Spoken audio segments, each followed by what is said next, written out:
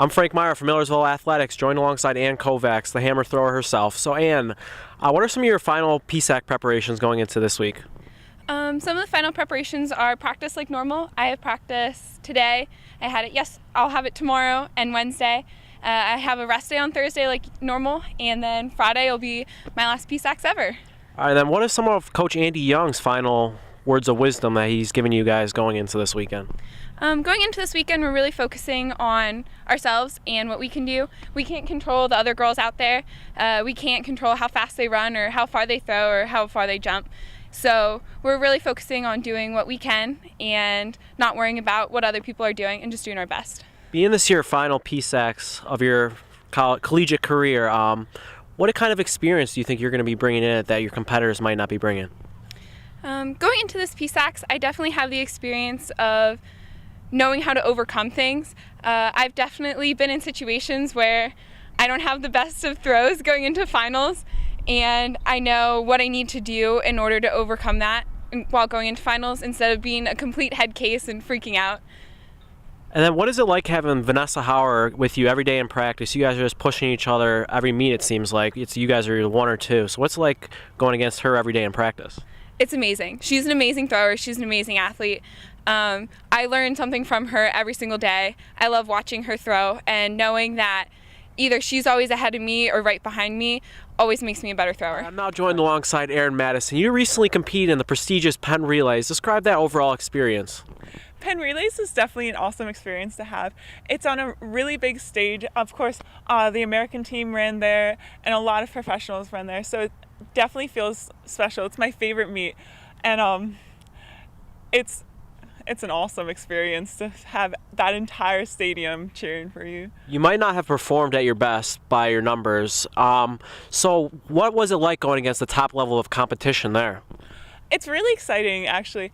I really like having that extra edge of competition to push myself. So I was definitely disappointed in my performance, but it was a lot because I went out really hard and I really went for it. So I can't have any regrets about what I ran. And then moving forward into PSACs, what are some of your final preparations this week in which you want to just go out there and do? What Coach Akil told us, he's kind of teasing us with a couple workouts and only doing really like short hurdling and short practice, and it makes us more hungry for the competition. We're definitely not doing as much as we normally would, of course. It's a very relaxed week, but it makes us more excited for the meet to come. It makes us want to run more.